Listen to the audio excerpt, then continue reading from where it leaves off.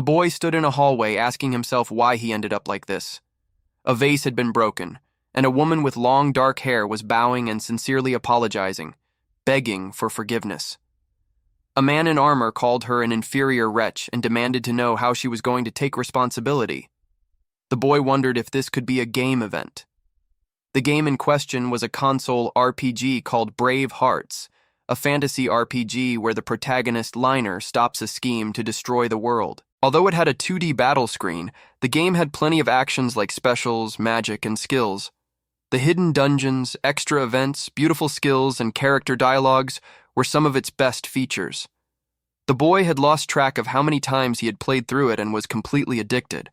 He had memorized practically all the lines, so there was no way he could be mistaken. The characters present were the servant Clara, the wife Jessica, and the head of the Stokes family, Hayden.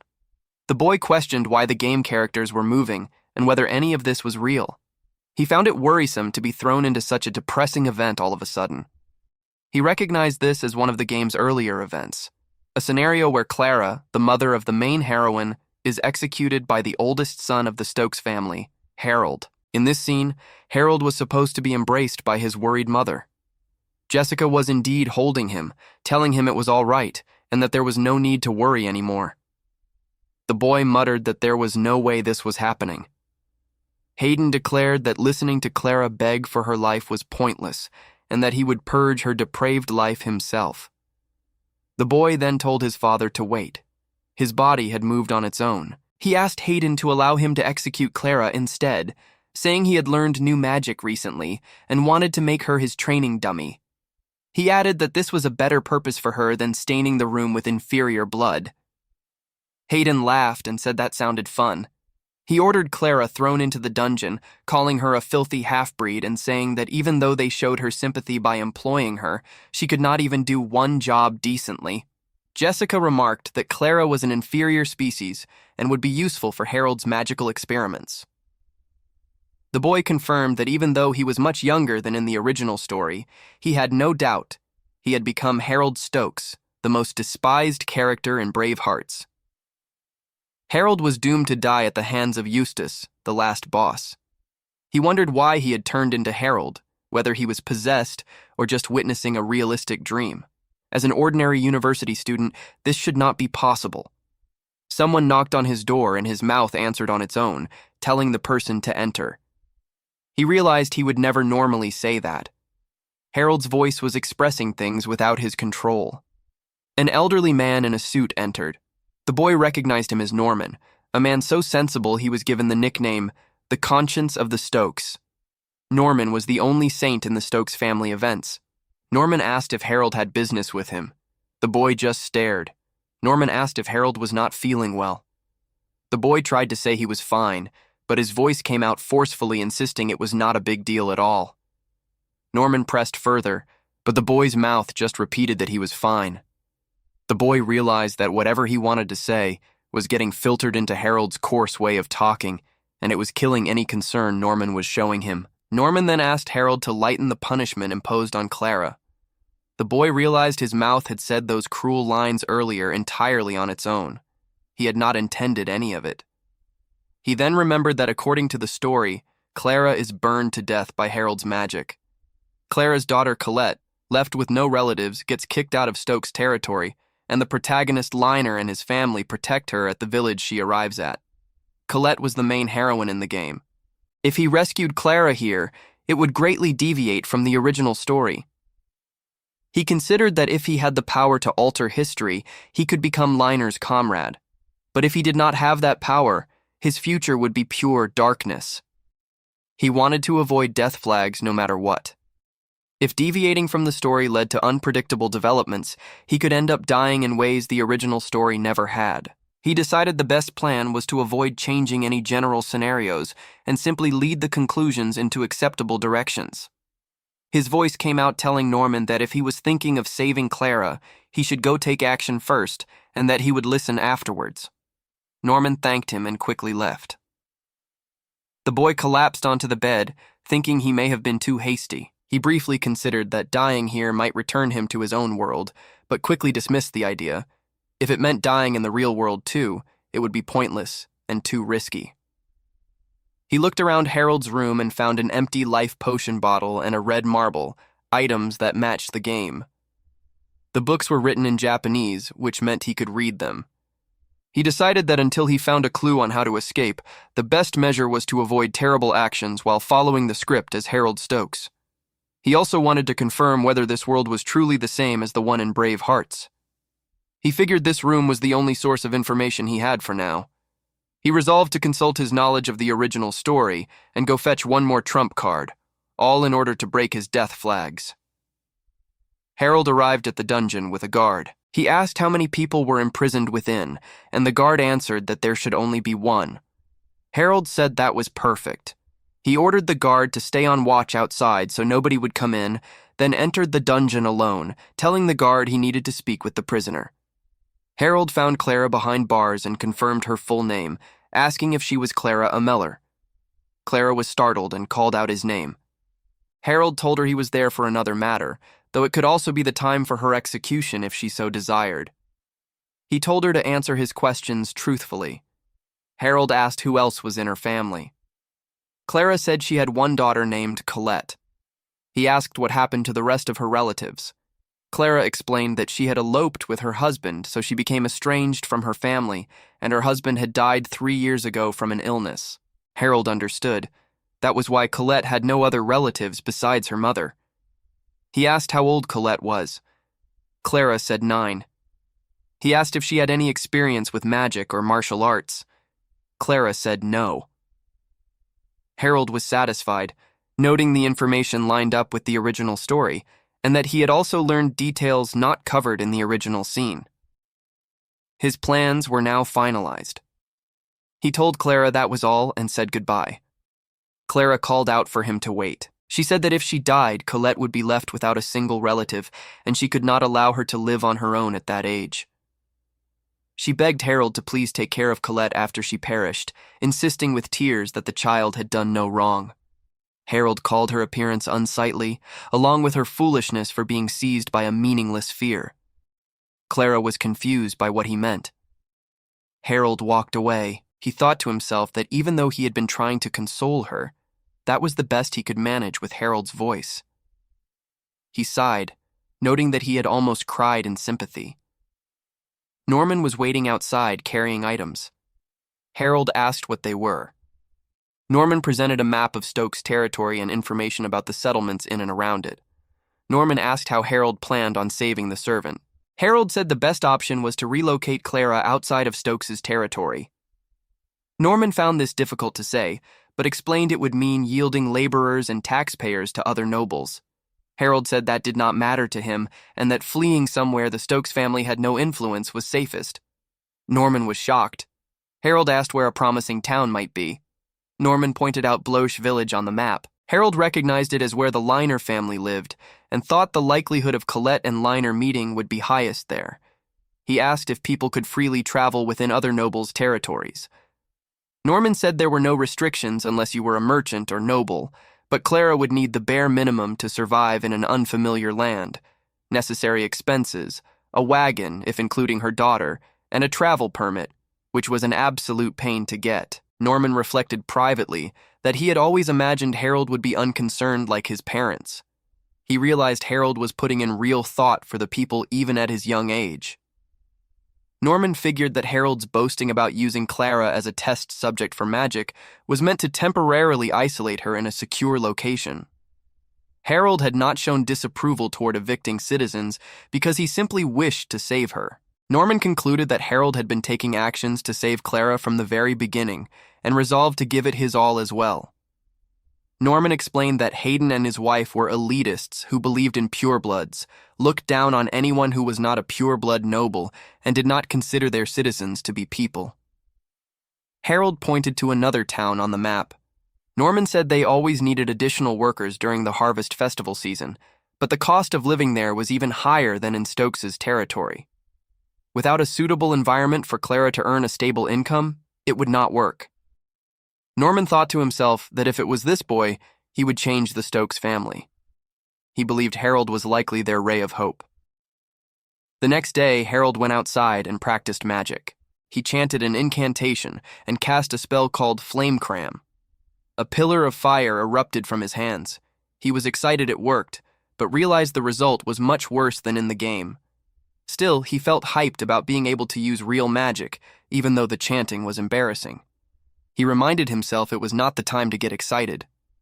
Harold knew he needed to both allow Clara to escape and make it look like he had burned her to death with flames strong enough to turn everything to cinders. He cast the spell again, knowing that if he did not scorch a large enough area, he would be suspected.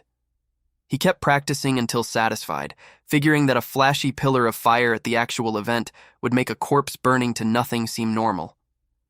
Harold thought about how Clara was no longer just an image on a screen. He declared that he would carry this out tonight and that failure would not be tolerated. The mission began at night. Clara was led outside where she was surprised to see Colette running toward her, calling out for her mother. Clara called Colette's name in shock. Colette ran into her arms and the two embraced. Clara held her daughter tightly, calling her name over and over.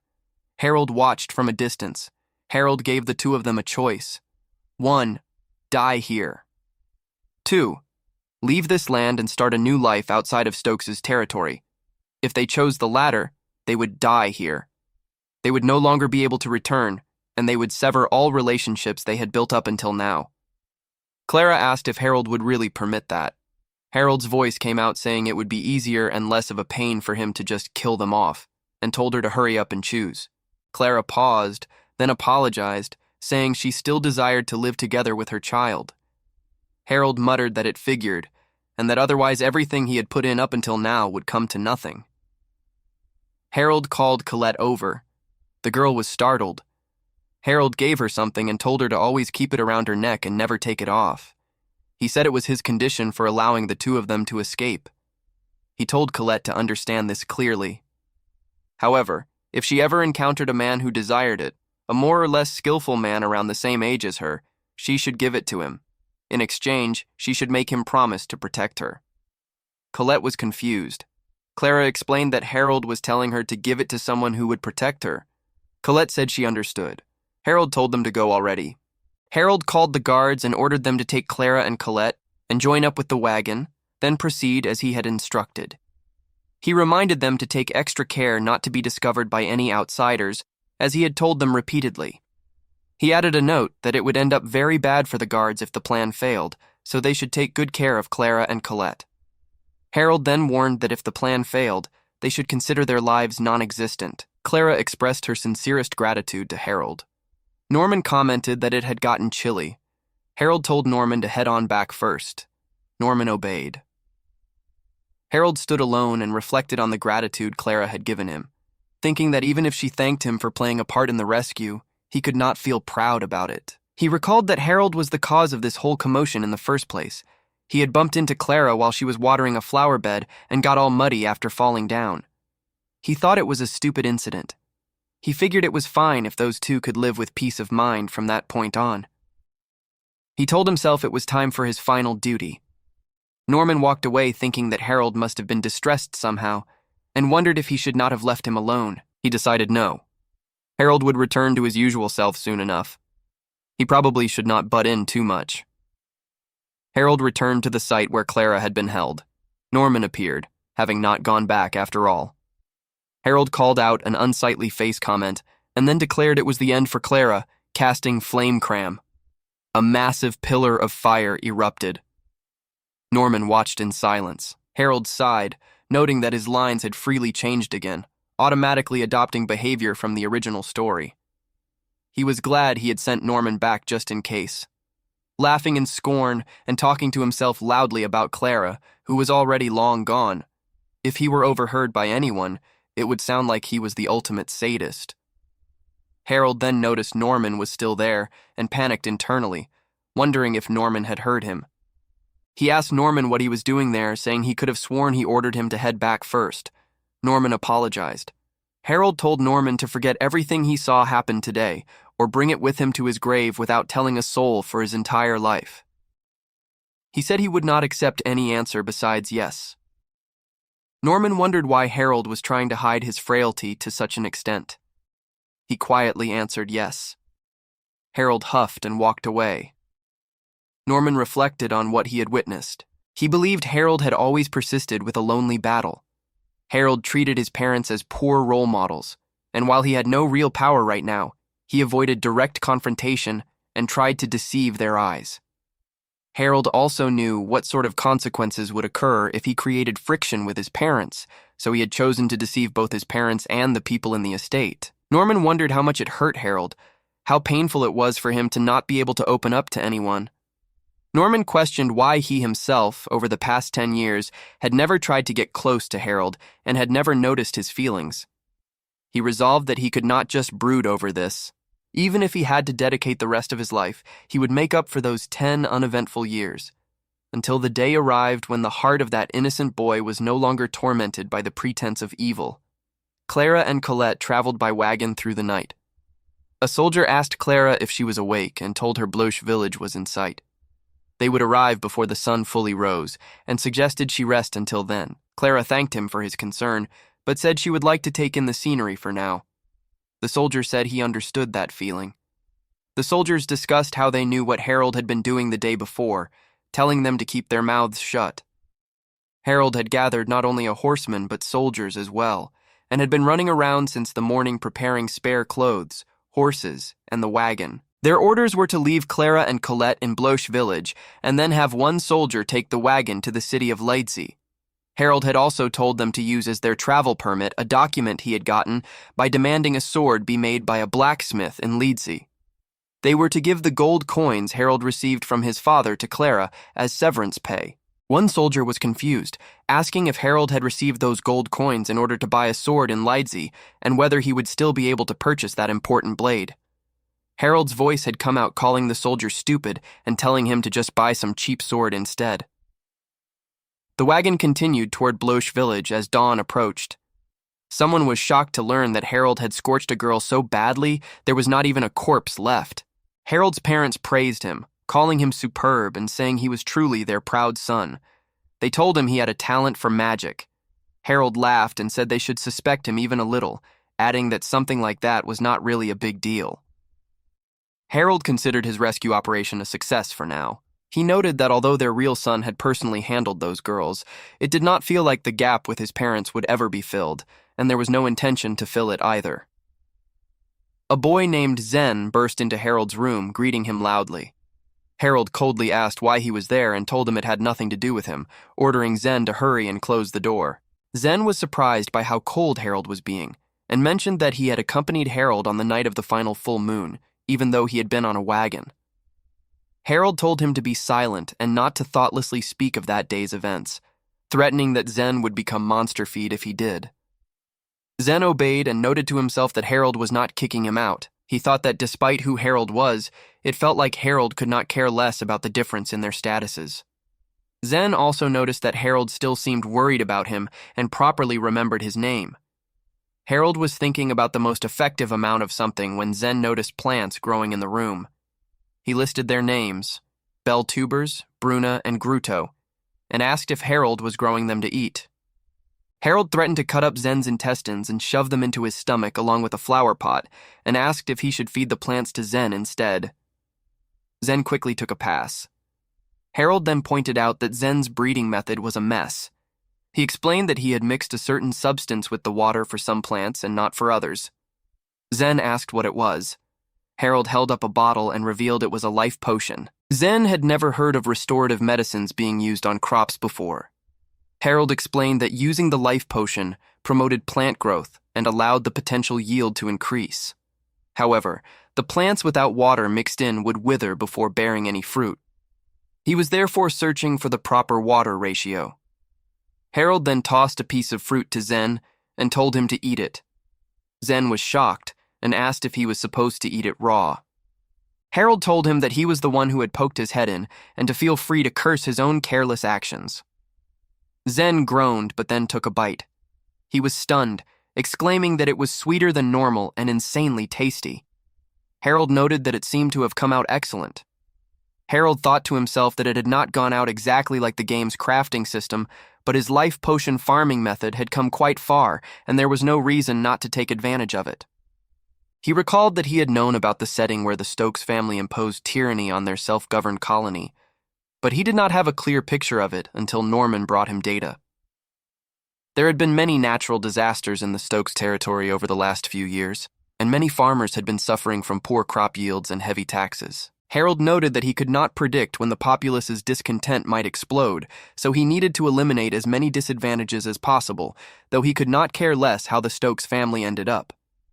Harold told Zen to serve the fruit to the cooks and have them do taste tests, compare it to ordinary food, check its marketability, and inquire about all the other details. Zen understood.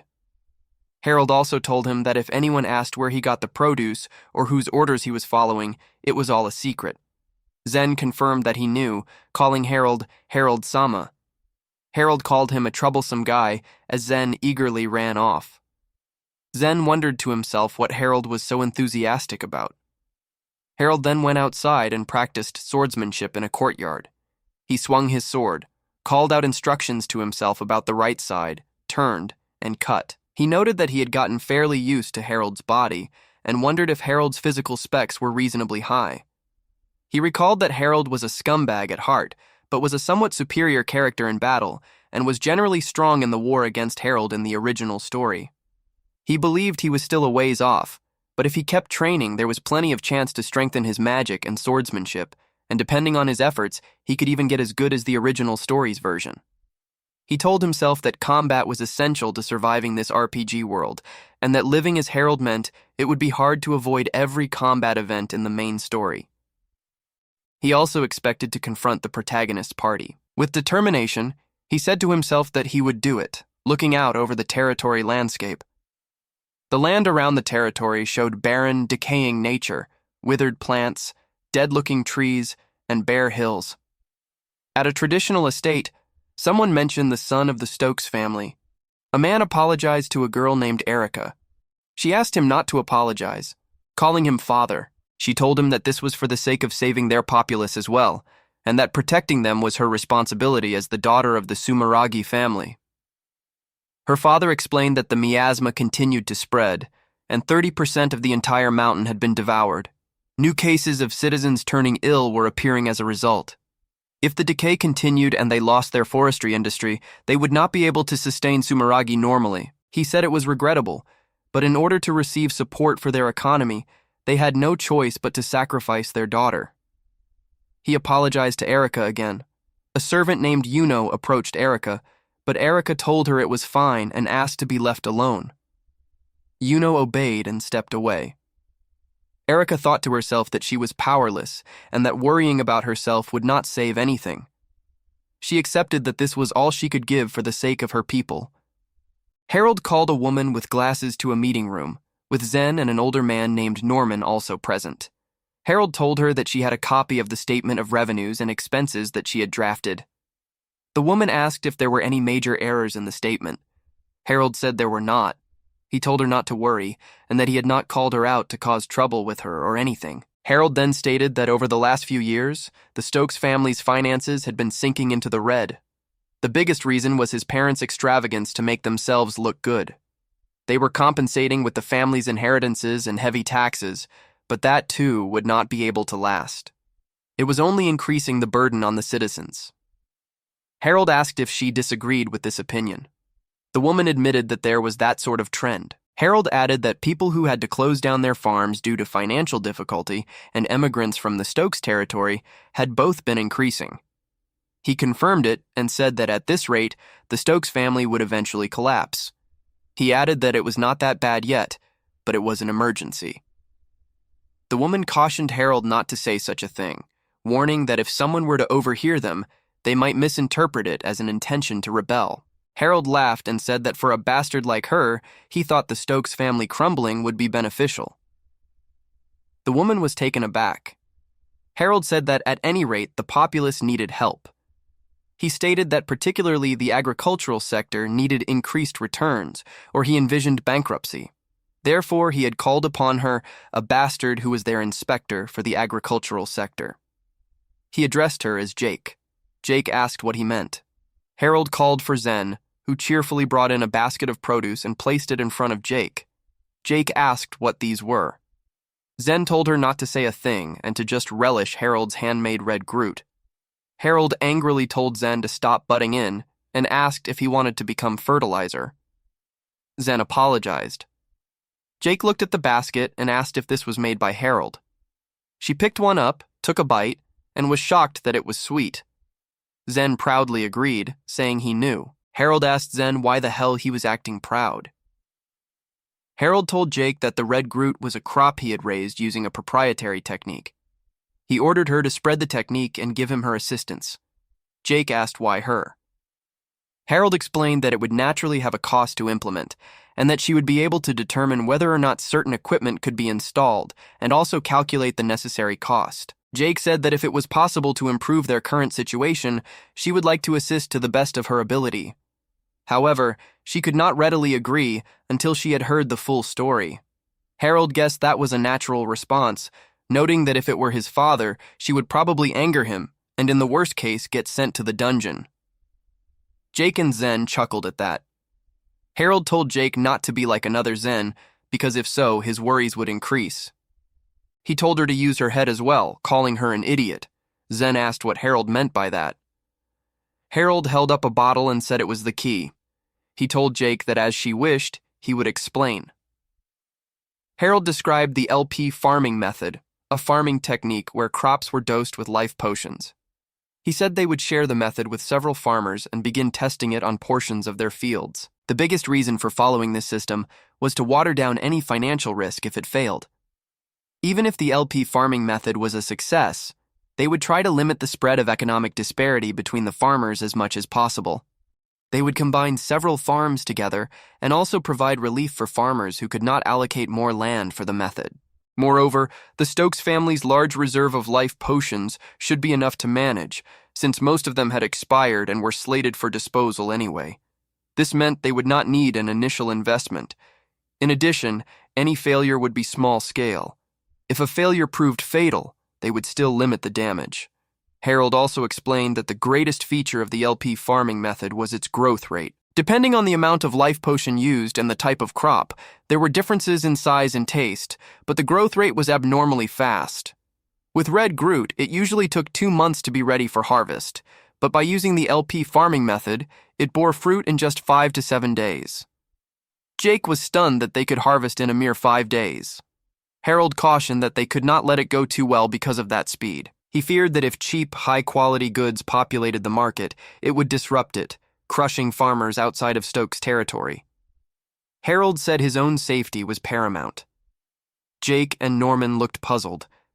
Harold explained that if they were to find out that he invented the LP farming method, they would definitely resent him. He also warned that if his father, who loved money, were to catch wind of this, he would try to monopolize the method. Harold said he had originally wanted to begin after assembling a specialized team, but that was why they should start by first going small scale, setting strict limits on the amount they harvested. If they gradually gained economic flexibility, they would be able to test other crops as well.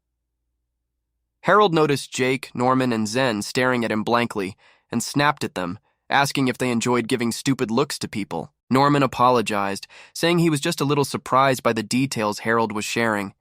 He said he had heard some of this beforehand, but found it admirable how Harold had been planning it out so thoroughly. Harold was shocked by the praise. He said it actually worried him for them to admire an amateur's thinking that much, and that he was only proposing materials for the framework at best.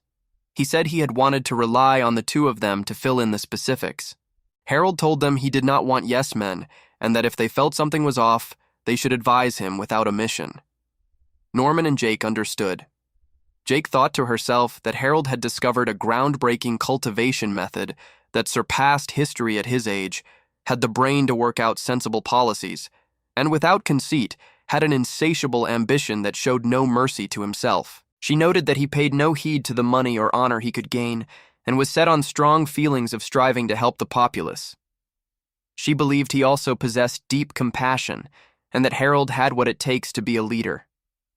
Harold then asked Jake one last time if she would become his arms and legs. Jake said she would wield every bit of strength she possessed for Harold. Harold told her not to wield it for him, but for the pitiful population out there. He added that if they did not do what he proposed, they would not be able to survive since they were all weaklings. Harold's father called him over and told him that his marriage partner had been arranged. Harold asked who it was. His father said it was the Sumeragi family's daughter. Harold's mother was delighted, calling it magnificent. His father explained that this would allow the Stokes family to further strengthen its lineage. He added that the Sumeragi family was saying they must seek an audience with Harold, and that in 2 to 3 days they would be heading to the Sumeragi territory. Harold agreed and left. Harold thought to himself about the engagement, recalling that the Sumeragi family was one of the noble families that assisted with the founding of the country and even now had deep relations with the monarchy. By aligning with them, the Stokes family's pure-blood doctrine would gain further prestige. However, the truth was that the Sumeragi family was reluctant about it. They would be giving away their beloved daughter to support their finances, and it was to a family that did not consider anyone to be human unless they were a noble. Harold realized that the Sumeragi territory was currently being damaged by miasma. He found it annoying to think about an engagement at a time like this. He had thought he could relax for a while by entrusting the preparation of the LP farming method to Norman and Jake. Harold went to a library and began reading a book, listing ingredients aloud: real weed, anise hyssop, gotten fang, and trying to remember something else. He recalled that the head of the Sumeragi family was Tasuku Sumeragi. Harold thought that even if he wanted to take actions to avoid flags, he could not freely act in places the Stokes couple had their eyes on. He noted that Tasuku had compassion, understanding, and great connections. If Harold could get Tasuku on his side, it would be easier for him to take action, and it would be easier to support the protagonist Liner and the others from the shadows. Harold concluded that it was more worthwhile to acquire Tasuku as an ally. There was a concern that he might cause events not in the original story to occur, but the engagement talk was a chance to make contact with the Sumeragi family. Zen appeared and asked if Harold was developing another new farming method, offering to assist. Harold told him it had nothing to do with him and asked why he was there. Zen said he had a holiday that day. Harold told him to get back to work and asked what the bloody hell he was there for, throwing something at Zen and knocking him out of the room. Harold then spent his time studying, running, and writing. He worked through many drafts, crumpling up rejected papers. Zen woke Harold up, telling him the Sumeragi estate was in sight. They had arrived at the Sumeragi territory, and the estate was surrounded by blooming trees. An elderly servant welcomed them, saying he was pleased they had arrived and that the lord and lady were waiting. He asked them to come inside. Harold noted that it truly unsettled him to take his shoes off inside a house, and also commented on the slippers. The servant explained that this was part of Sumeragi's culture and asked Harold to show consideration. Zen noticed that the slippers did not look like they were Harold's size, thinking he must have accidentally taken the wrong ones. The servant announced that he had brought the guests. A voice told them to please come in. Harold entered the room and saw Erika Sumeragi for the first time. He recognized her as the Sumeragi family's daughter and as Liner's comrade from the game. Harold recalled that Erika had a deeply sympathetic nature that treated everyone without discrimination.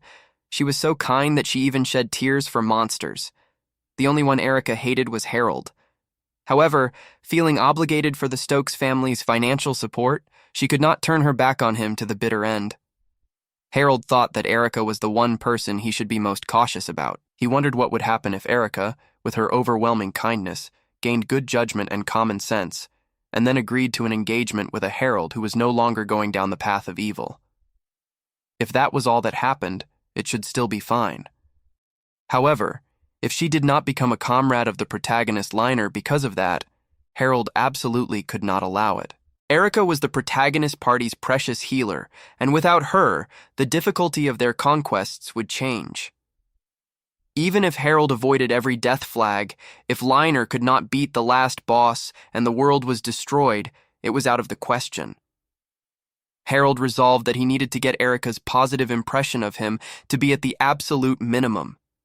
It weighed on his conscience, but he could not say anything kind to her. Harold noted that it was their first time meeting. Tasuku introduced himself as the head of the Sumeragi family and introduced his wife Koyomi and his daughter Erika. Harold introduced himself as Harold Stokes and said he was pleased to meet them. He was surprised that his mouth could speak respectfully to some extent. Tasuku asked Erika what she thought of Harold, saying he was pretty handsome. Erika simply replied that he was very handsome. Harold noticed that her eyes looked lifeless and thought he had never seen a look like that in the game before. Harold thought about how he needed to figure out the problem of how to get something to Erika. Koyomi suggested to Tasuku that they leave Erika and Harold alone so they could open their hearts to one another. Tasuku agreed, thinking it was a great idea. Harold saw this as a chance. Tasuku asked Erika to give Harold a little tour and told them to be sure to return when it was time to eat. Erika quietly agreed. Erika led Harold outside, telling him to follow her. Harold said it was an honor to have Erika as an escort. He told himself to brace himself, thinking that it was do or die from here. A girl introduced herself, stating that she was the daughter of Tasuku Sumeragi and that her name was Erika Sumeragi. The boy introduced himself as Harold Stokes. Erika then pointed to a nearby tree, explaining that it was called a cherry blossom tree. She said that it bore the flower that represented the Sumeragi family. Over 500 years ago, the feudal lord of the time had brought some seedlings with him when he moved there, and the tree was now considered the symbol of Sumeragi. Harold remarked that the tree was different from the cherry blossom that he knew. Erika was surprised and asked if he knew about cherry blossoms. Harold brushed it off, saying it was probably just some look-alike. He then added that he did not really care about something like that. Erika asked if that meant he was not interested in the Sumeragi family. Harold told her to go ahead and interpret it however she liked. Internally, Harold noted that, as always, she was flawless with conversations, even though he had just wanted to change the topic. Erika responded that all people like him wanted was the Sumeragi name. Harold paused at her words and muttered to himself that it was better for her to hate him, so maybe he should use more vulgar lines. He then asked her if she was not misunderstanding something, saying that he could not imagine his Stokes family name was inferior either. He went further, stating that he could not believe a prominent noble family like the Sumeragis would come pitifully crying to them. Erika was shocked and asked what he just said. Harold internally realized he had gone too far, noting that he was now just insulting her and that any more would hinder his original goal. Harold handed Erika a letter and told her to shut up and take it. Erika asked what it was. Harold told her to give it to her father after they headed back. Erika refused. Harold responded coldly, telling her that if she wished to see her suffering people die, she should go right ahead. Erika asked if he was saying there was a way to save them inside the letter. Harold said there was, maybe, but he told her that she had nothing to lose. Erika admitted that she could not exactly trust him. Harold told her there was no need to trust him without reason, and that she should decide once she had seen the results. Erika took the letter from his hand. Harold returned to the Stokes estate, where an older man with glasses welcomed him home. The man suggested Harold should rest first after his long trip. Harold ignored the suggestion and told the man to hurry and update him on how the LP farming method was coming along, asking what the man thought he had summoned him for. The man reported that they had immediately explained the method to their farmers and that they had managed to secure usable fields without any issues. He believed they could begin trials in 10 days. Harold said that was fine and instructed the man to continue listening to Jake from now on. The man agreed. Harold thought to himself that he was glad things seemed to be progressing smoothly. He also noted that Norman appeared to be conducting himself well behind the scenes and that there did not seem to be any concern about his parents suspecting them. Harold reflected on Erika and the letter. He thought that it would be fine to observe the Sumeragi family's circumstances for now. Knowing Erika, who cared for her people, he could not imagine her disregarding a chance to save her people who were suffering from the miasma. He was confident that she would definitely hand the letter to Tasuku. However, he acknowledged that the letter alone would not solve the actual issue. He had simply written about the compound item used to make antibiotics and the range of the miasma contamination he had estimated from a dungeon map. He did not know whether Tasuku would trust the contents of a completely absurd letter written by a 10-year-old and then make the antibiotics as he had planned out. If it failed, then that would be the moment he would take action himself. If that happened, he would have to approach Tasuku through other means. For now, the fact that Erika took the letter was good enough. At any rate, the issue would motivate Erika to become the protagonist's ally, and she needed to get them to resolve it. A few days later, Harold was training with soldiers at his estate. He yelled at a soldier, asking what he thought they were training for, and if the soldier even wanted to do this. The soldier protested that he was already trying his best. Harold gave the soldier a choice between pouring blows on him and having them repaid double or facing his sword seriously. The soldier cried out that he would have a bad time either way. Harold called the soldier a miserable thing. The soldier collapsed, unable to keep up. Harold thought to himself that it was a mistake to ask a soldier to be an instructor, because the soldiers were afraid of hurting him and of the subsequent punishment from his father. Nobody was challenging him with their full strength. He wanted to adopt real combat techniques, but no one would fight him properly. He wondered if he should ask his father instead, but then dismissed the idea, thinking he could not imagine that doting man giving him a serious teacher. A servant approached Harold and told him he had a guest. Harold was surprised, wondering who it could be. He also questioned internally whether Harold even had friends. The servant announced that the visitor was Erika Sumeragi. Harold was visibly shocked. The chapter's title section showed Harold stating that everything was a farce. A series of comedic vignettes followed, labeled as Death Flag Farces. In one, a man with blonde hair declared he would purge Harold's depraved life himself, while a girl named Colette cried out for the man to wait, calling him father. The man stopped a real sword with his bare hands, shocking those around him. Colette and another girl ran to the blonde man, calling him mama. Harold noted that the situation seemed like quite a big deal, as it involved a map of Stokes's territory and information about the settlements in and around it. He asked how the man planned on saving a servant, but the blonde man took off running and eventually burst in with an item a citizen had presented him, apologizing profusely. Another character named Zen could not get involved and just watched. In another vignette, Harold was shown explaining to someone that he was searching for a proper water ratio, but the details were omitted. A stats display showed Harold Stokes at age 10 with a speed record of 150 km, all attributes rated A. Harold was then shown pitching a baseball at 156 km, setting a new personal speed record. Someone was shocked at how fast he threw. A character scolded Harold not to play around with food. Harold grumbled that he would do it himself. In another scene, someone tried to wake Harold up, warning him he would catch a cold sleeping in that spot. Someone tasted something and exclaimed that it was sweeter than normal and insanely tasty. Harold said it came out excellent and told them to serve it to the cooks. Harold then punched someone, getting an 80-hit combo success before collapsing asleep. Someone claimed the last piece of food, and Harold chased after them angrily. The story then shifted to a section titled Erika's Determination. Erika's father, Tasuku, apologized to her. Erika was seen departing from the Sumeragi estate as Tasuku watched. Erika told her father not to worry, saying that this was for the sake of their Sumeragi family and the citizens who resided on their land. Erika recalled Harold's words about the Sumeragis coming pitifully crying to the Stokes family, and she found it vexing. She thought about becoming part of a family that treated anyone who was not a noble as an object, and about becoming a victim to someone who should be scorned. She reflected that she could only be of help to the Sumeragi family this way. Even so, she looked at the letter Harold had entrusted to her.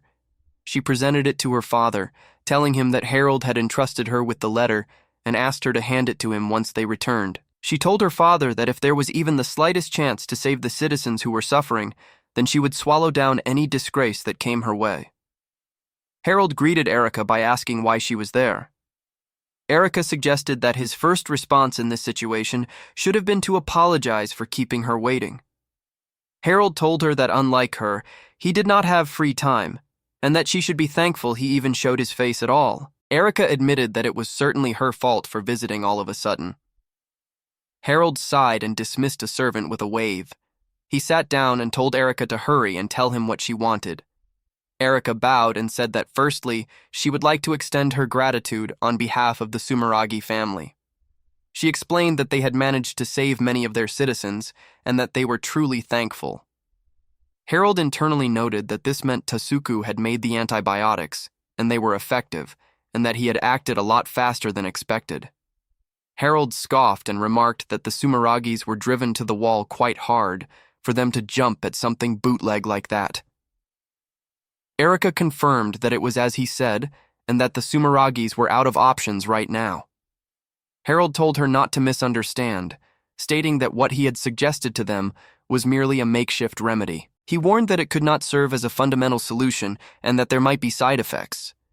He added that if the symptoms were light, then perhaps it would work, but it would not help those in serious condition. He also made it clear that he did not intend on caring for her people that much.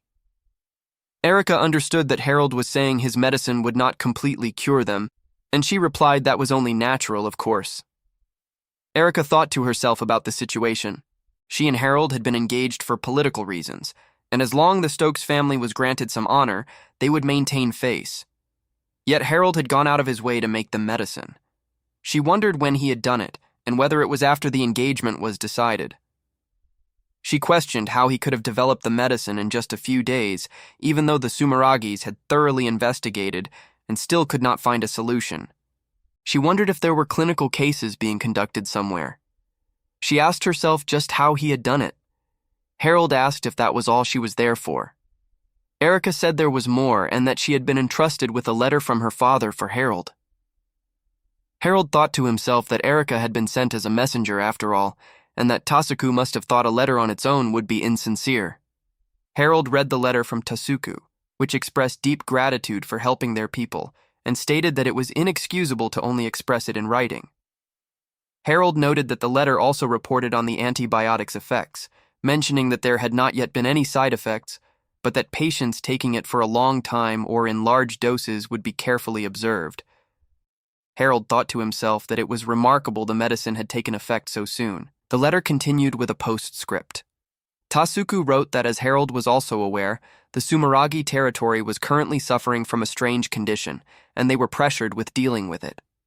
Tasuku admitted he did not know whether unforeseen circumstances might occur from this unprecedented event. The letter then made a request. As a father who was worried for his beloved only daughter, Tasuku acknowledged it was probably out of place to involve personal feelings as the head of the family, but he asked if Harold could take care of Erica at the Stokes estate for the time being. Harold was stunned and asked what the meaning of this was. Erica noted that even though they were engaged, for them to live under the same roof would only inconvenience him. However, she explained that the coach she had been sent on had already returned, and that she could now only rely on Harold's benevolence to help her. Harold remarked that she had guts. Erica smiled and said she was honored by his praise. Harold called her a rude word and told her that his compensation for his generosity had been underwhelming. He declared that there was nothing honorable about fulfilling a one-sided request like this, that he saved another territory's people, yet was now expected to treat his own fiancée as if she were nothing, and that he absolutely refused. Erica calmly responded that if he was going that far, then she should not ask for any more than this. She excused herself and left. Harold repeated her words to himself and noted that she had left awfully quick. He had a bad feeling about this. Harold rode the Stokes family coach into town. People on the street whispered about it being the Stokes family coach. Harold muttered to himself that things were not good and that he had been getting a bad feeling since that morning. He shushed himself, thinking that someone might overhear. A few hours after Erica left the Stokes house, a notice arrived from Tasuku. Harold's father, Hayden, informed Harold that Lady Erica would be staying at their house for the next little while. Harold said he was not interested in living together with that girl. Hayden told him there was nothing to be embarrassed about, since both families had recognized Harold and Lady Erica's relationship. Hayden then informed Harold that Erica was slated to arrive at the eastern gate of their territory early the next morning and ordered him to go and pick her up. Harold thought to himself that he knew it and that his bad feeling had totally hit the nail on the head. He noted that even if Erica had rushed, the journey would take a week, and yet she was arriving a day after the notice reached Hayden. He questioned how that was possible. Harold realized that this meant she had been totally planning to stay at the Stokes estate from the very beginning. He also recognized that the cause of this whole situation was definitely the letter he had written, and that he was just reaping what he sowed. Harold arrived at the eastern gate the next morning with the coach. Erica stepped out along with another girl. Erica greeted him, saying it was an honor to be picked up by Harold himself. Harold thought to himself that she did not truly mean that. He asked who the other girl was. Erica introduced her as her attendant, Yuno, who would be taking care of her daily necessities during her stay. Yuno cheerfully introduced herself and said she was pleased to meet him. Harold clicked his tongue, thinking that even though Erica herself was already enough trouble, now someone from the Sumeragi family who did not even appear in the original story had come along with her. He noted that this was Erica's obscure involvement and a completely unknown character. Harold decided that since it had come to this, he could only completely avoid these two and let things pass by. He warned them beforehand that he did not have the time to look after them, and told them they were free to stay but should not get in his way. Both Erica and Yuno agreed, though Harold thought to himself that if they really understood, they should just go home. When they returned to the estate, Hayden made a grand announcement to everyone, declaring that this was the arrival of his Stokes family heir's fiancée, Lady Erica Sumeragi, and her attendant Yuno. He told everyone to look closely and instructed them to treat the two with hospitality, as they would be staying for the next little while. Harold was furious at the public display and yelled at Hayden to stop, calling him a dumbass and asking what kind of public execution this was. Hayden laughed it off and told Harold that to show their gratitude for recent events, he should take Erica out on a tour of their town tomorrow. He added that being able to escort a woman was a necessary skill for a noble. Harold was shocked. Erica thanked Hayden and said she was most thankful for his care. She then turned to Harold and asked him to please take good care of her. Harold thought to himself that from the very beginning, he had no choice but to get involved with her. At the Sumeragi estate, Tasuku showed a letter from Harold to a man named Kiryu and asked what he thought of it. Kiryu said that if Harold was openly telling them this information, he found it suspicious. However, he noted that regardless of whether it was factual or not, the Stokes family had nothing to gain from it. He felt the same way as Tasuku. On the contrary, Kiryu stated that the letter hinted towards the Stokes family's decline. Tasuku asked if that meant someone else could be pulling the strings. Kiryu said that at the very least he could not imagine the letter was written by that boy himself, so Harold was a messenger at best. Tasuku concluded that the question was who actually wrote it. He reasoned that if it was someone who wanted to help the Sumeragi family, they would not take such roundabout and questionable means. Kiryu then suggested that it could be the doing of someone who desired to harm the Stokes family. He speculated that it could be someone close to the Stokes family, who was also willing to provide something Harold desired. He added that perhaps they were freely manipulating him, as if they had hypnotized him. From a critical point of view, Kiryu warned that this could be an attempt to test the Sumeragi family. Tasuku pointed out that for something like that, the risk would be greater than the return. He reminded Kiryu that the Sumeragi family was in a predicament right now, and that if someone wanted to harm them, they could simply observe patiently and eventually reach their goals without concern. Kiryu agreed and concluded that if the one who wrote the letter did not want that to happen, then there was a strong possibility that what was written was real. Tasuku called Kiryu's name and told him to prepare the necessities at once. He said they would be used by those who still volunteered after the risks had been explained to them. Kiryu understood. At the Stokes estate, Hayden hosted a dinner for Erica and Yuno. He told them not to be modest and to eat up, boasting that all the dishes were made with the finest ingredients grown with love within the Stokes territory. He told them to enjoy to their heart's content. Yuno exclaimed that everything looked delicious. Erica turned to Yuno with surprise. Harold sat silently at the table. His mother asked him what was wrong. Harold said it was nothing at all. His mother leaned in close and checked if he had a fever. Harold stammered and told her to stop doing that in front of guests. Erica remarked that being pampered by his mother in front of his fiancée was certainly embarrassing. Hayden laughed and said Harold had always been a shy one. Harold's mother giggled and apologized.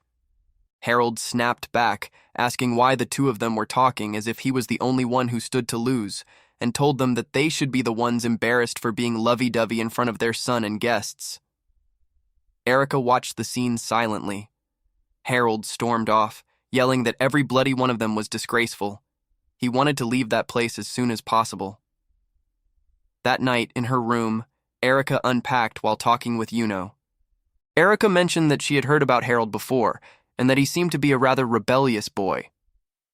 Erica then shared that her father had told her there was a possibility that Harold was connected to a traitor or was being used by them. Yuno noted that even though Erica had gone out of her way to test Harold, nothing came out of it in the end. She observed that based on his personality, he did not appear to be someone who obediently listened to what others told him. Erica stated that regardless of whether Harold was trying to trick or help them, if they did not get him to clarify his intentions, they could not get rid of the threat weighing on the Sumeragi family. Yuno confirmed that was why she was there. Erica asked Yuno to please be careful. Yuno told her not to worry, saying that for a detective like her, secret investigations were her forte. Yuno slipped out into the hallway of the Stokes estate at night. She murmured Harold Stokes' name to herself. She reasoned that if his behavior was all an act and he was linked to a traitor, there would have been some action at the estate the previous day. She explained that Tasaku, with that thought in mind, had ordered Erica to try to target Harold during the daytime to rattle him, when the head of the family would not be able to interrupt because he would be at work, and when his mother would often take her eyes off Harold. But it seemed the attempt had been in vain. Yuno noted that they had not yet proposed to work together, nor even issued a warning. She concluded that this strengthened the possibility that Harold may be used as a puppet, unaware. She added that it did not have to be of his own will either, and that the possibility of him being hypnotized was something Tasaku had claimed, though Yuno wondered if such a thing was even possible. She thought to herself that if it was true, this was likely going to require quite a bit of effort. A man explained to a girl that in the Stokes territory, if the nobles found anything unsatisfactory, they would ridicule you, and they treated all non-nobles like objects. Most of the citizens' profits were taken away by taxes, and many were forced to live a frugal life. He added that the Stokes territory had been focused on funding its military, so even if someone started a riot, they would likely just be killed. The man apologized, saying that was all he could tell her. The girl said that was fine since she was the one who had asked about the town in the first place. The man then mentioned the issue of Harold's son lately. The girl asked if something had happened to Harold. The man said yeah, sort of. The girl was surprised. The man said he had not seen it in person, but he had heard about it from people who visited the estate. He admitted he did not know if it was true. The girl asked if it was not some kind of mistake. The man said that considering it was the son of the Stokes family, it sounded plausible. As the two walked through town, the townspeople around them quickly shut their doors and hurried away upon noticing them. The girl and the boy stood in the street as the residents avoided them. The boy noticed something and asked if it was the store Norman told him about. The girl stayed silent. They arrived at the store where an older man greeted them, saying he was glad they had arrived. He recognized the boy as Harold. Meanwhile, the girl noted that the Stokes territory was not on the field map, so she was not familiar with the area. Harold told the shopkeeper to give a suitable item to the girl, and that he would have a messenger send the money later. The shopkeeper nervously agreed. The shopkeeper handed the girl something, and she thanked him quietly. Harold noticed that the girl seemed to hate him quite a lot. Harold thought about the situation. He noted that the girl had ignored the rumors about him killing Clara, but she was making sure to keep her guard up. He had heard from his soldiers that some of the servants who passed by had spread the word about what happened. Now that he was thinking about Clara and Colette's safety and the possibility of creating friction with his parents, he realized he had not thought of any decent countermeasures. He decided that was enough and told the girl they should go home. She quietly agreed. Back at the estate, Harold asked how the growth was coming along. A retainer confirmed that all 6 locations were undergoing favorable growth, and the harvest was mostly turning out as expected. Harold said he would like to quickly expand their operation, but the retainer warned that if they expanded any further, they would be lacking in manpower. Without proper inspections, they might encounter farmers who acted in their own self-interest. The retainer said there was nothing he could personally do about the lack of manpower and asked if there was anyone else they could use in the estate. Harold suggested they could make do with Arius and Sexton as inspectors, but the retainer said it would be difficult at this time since it was not realistic to send them out to the farm when they had their ordinary duties. Harold asked if they should just hire people from outside then. The retainer was surprised by the idea. Harold suggested that if he were to tell his father he needed some close aides, that could work. The retainer wanted to finish his report first. The retainer reported on the soil in the experimental fields. He said they had not witnessed any effect from the use of life potions so far. The designated rotation was 7 times for the red groot, 6 times for the bell potatoes, and 11 times for the Bruna. He had also been getting the chefs to regularly sample the crops, and there had been no differences in taste. Harold paused and thought about it. He said that was not necessarily a bad report, but there was still not enough testing to judge it to be perfectly fine. He told the retainer to continue growing samples and observing their progress. Erica returned to the room where Yuno was sitting at a table. Yuno remarked that she had returned early. Erica called her name. Yuno noted that the stares from the servers the previous night were not her imagination. She said she had heard from the citizens that there was barely anyone who supported the Stokes family, but she had not expected it to be to such an extent.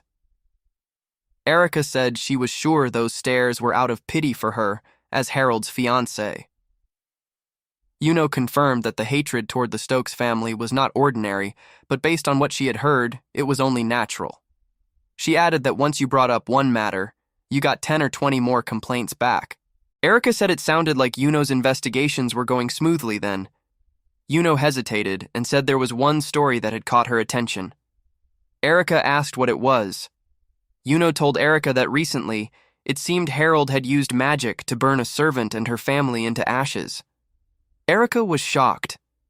Yuno continued that the woman who was murdered was named Clara, and her daughter Colette was still only 9 years old. Erica told Yuno to hold on and asked if that was really true, saying it might just be slander. Yuno said that was possible, but she had gotten practically the same testimony from all of the servants. She said it did not seem to be an unsubstantiated rumor.